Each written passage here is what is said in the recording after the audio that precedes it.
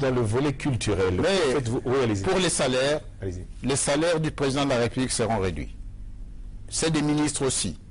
Vous les mettez à combien? Allez-y, vous les mettez à combien? Il y aura au moins la diminution, disons, d'un quart, d'un tiers de salaire. Alors le président aura combien? Enfin, vous aurez combien? Non, je ne sais pas. Je pourrais voir d'abord ce que l'autre a. Ce que ça fait aujourd'hui. C'est ce que je ne sais pas. Donc, par rapport à ce salaire, je vais diminuer. D'accord. Alors, la culture, vous faites quoi? La direction des musiciens, des artistes, des écrivains, etc. La culture, je suis préoccupé par l'enseignement des langues nationales. Allez-y, expliquez.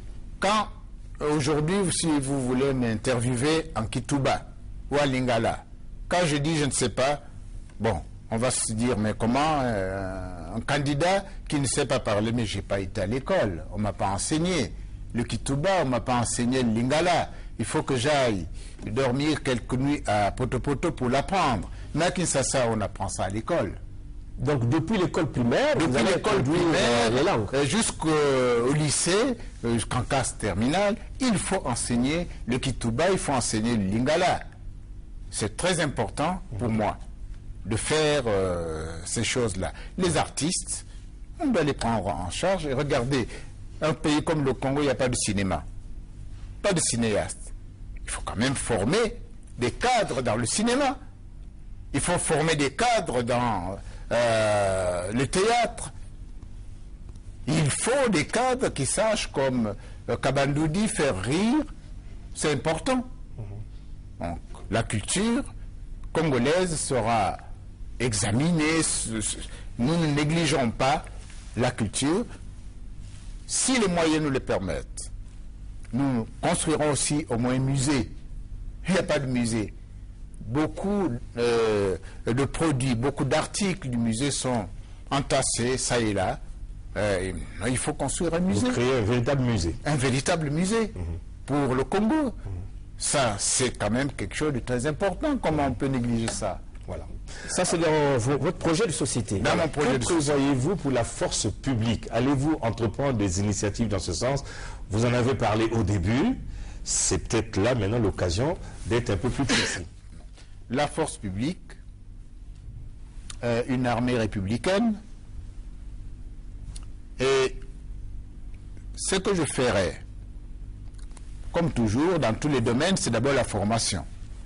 Il faut former les jeunes qui vont dans notre armée, dans la police, et faire en sorte que ces domaines qui sont très sensibles soient des domaines bien maîtrisés. Un militaire parlerait mieux de ces problèmes. C'est pour cela que je me réserve pour le moment. Là aussi, États généraux. Il y a eu les États généraux de l'armée. Oui. Il y a eu des mesures, des décisions qui ont été prises dans ce domaine. Il faut que les spécialistes de l'armée, que les cadres de l'armée, que j'entre quand même en contact avec eux dès que je suis élu, je les appellerai pour qu'ensemble nous voyons comment réformer notre armée, notre police, notre gendarmerie. Ça, je ne peux pas le faire maintenant là. D'accord. Et quand vous parlez de la formation, c'est vrai, on ne va pas rentrer en détail, puisque vous dites que votre gouvernement devait s'en occuper. Est-ce que c'est une façon de les envoyer à l'école encore, ou alors ils devaient d'abord passer par... il y a la formation continue. Formation continue. Il y a la formation continue, et puis bon, la société, c'est déjà une grande école. On les enverra dans les conférences, il y aura des séminaires. Donc il y a plusieurs façons de former des cadres. D'accord. Monsieur Tshibinda Kwango, si vous êtes élu, quelle place réservez-vous à la femme pendant votre septennat? Ah oui, j'ai dit que si je suis élu, la personne que je vise pour être ministre des Affaires étrangères, c'est une femme. Alors pourquoi? Voyez, expliquez. Et la personne que je choisirai pour être ministre des Finances, c'est également une femme. Là aussi, expliquez, monsieur le candidat. Pourquoi? Si je vous prends, vous, Jean-Claude Kakou, pour être ministre, je n'ai rien à expliquer. Quand je choisis une femme, je dois expliquer pourquoi. Ah bon? C'est des Congolais. soit une femme, soit un homme, pour moi, je ne fais pas de Non, différence. c'est parce que le fait que vous spécifiez finance déjà une le femme, ministère. affaires étrangères une femme. Par exemple, parce hein. que, bon, si je trouve une femme qui est compétente, à qui je fais confiance, il y a d'abord un problème de contact, un problème de confiance entre le président de la République et ses ministres.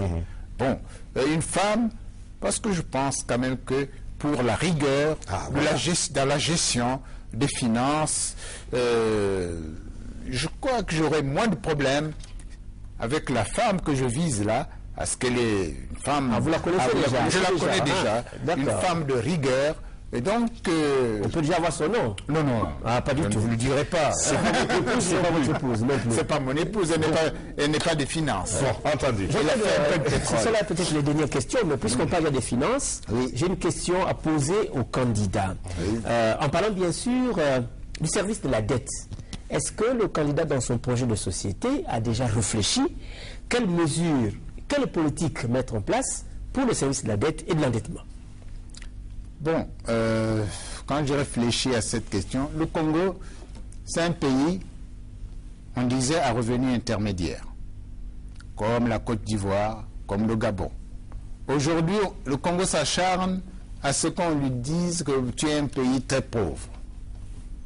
Moi, ce n'est pas tellement la direction que je prendrais pour devenir un pays très pauvre. Je chercherai d'autres modalités pour réduire la dette. De toute façon, si nous travaillons bien avec les revenus de la forêt, les revenus du bois, je veux dire, les revenus du pétrole, les revenus des douanes, les impôts, le Congo est capable de payer sa dette et de régler et de construire son développement. Nous n'avons pas besoin d'aller pleurnicher au niveau de la Banque mondiale, du FMI, réduisez-nous la dette. On peut trouver d'autres moyens pour réduire notre dette. Le pays souffre simplement d'une gouvernance tout à fait médiocre. D'accord, donc c'est trop tôt de vous poser des questions sur le mécanisme, les mécanismes à mettre en place. Qu'est-ce que vous... C'est ce qu'il dit. Alors, qu'est-ce que vous prévoyez pour les sportifs? Les sportifs. Ah, les sportifs. Vous êtes un sportif, je crois.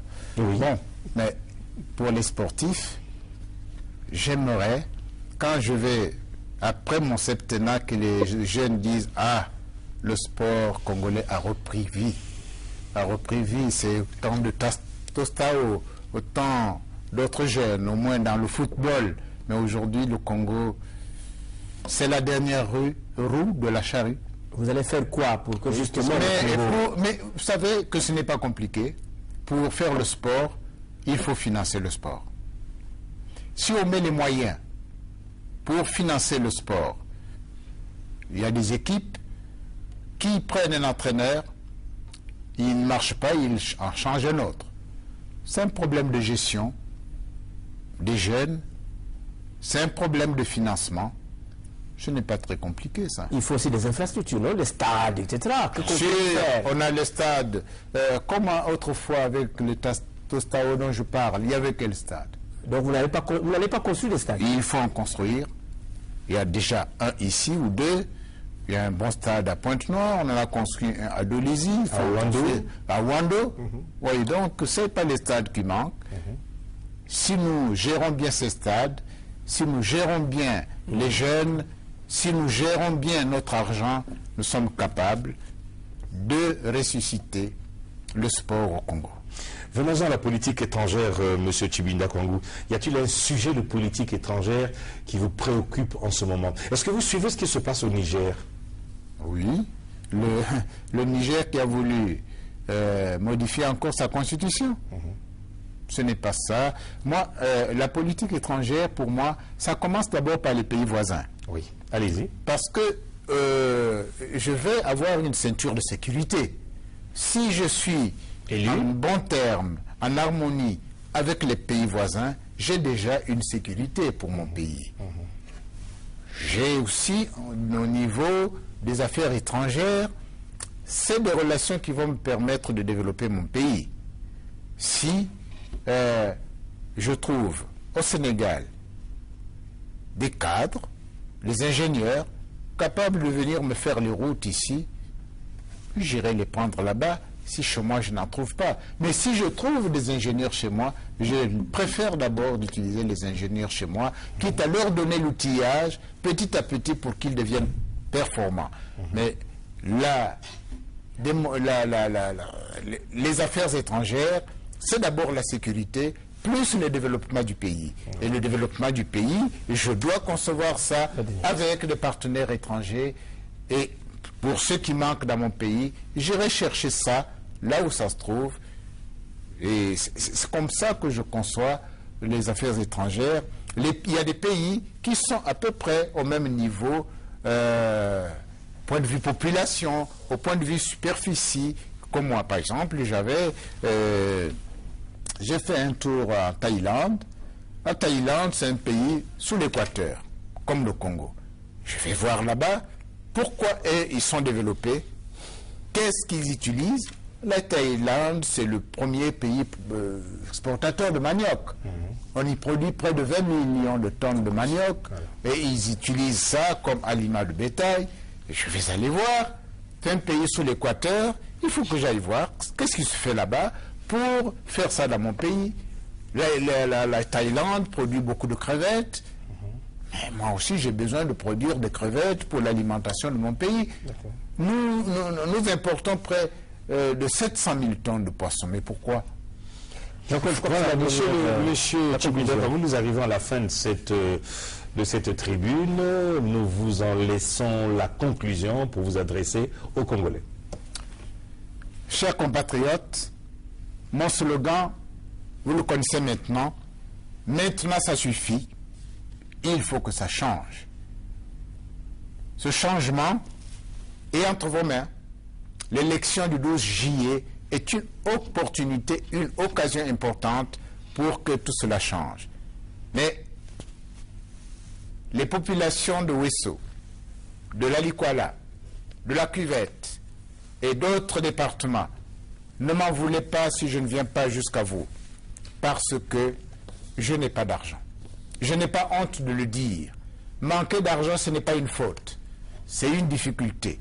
Moi, je suis un des hauts fonctionnaires de ce pays. Je n'ai pas l'argent que les autres ont. Je ne sais pas, vous allez leur poser la question, comment ils ont eu cet argent. Moi, avec mon salaire, je ne pouvais pas avoir des milliards pour louer des avions, pour faire tout le pays pour cette élection. Mais je vous aime tous. Je pense qu'avec vous, nous pouvons faire ensemble quelque chose d'important pour notre pays. Il faut que notre pays change. Il faut que notre pays défende les valeurs républicaines. Il faut que notre pays respecte ses lois et règlements. Merci si vous m'avez bien saisi. Même si je ne viens pas chez vous, votez pour moi. Vous verrez ce que nous allons faire ensemble et ce pays va changer. Merci beaucoup. Merci M. Tchibouda Kwangou. C'est la fin de ce 3e numéro de Si je suis élu.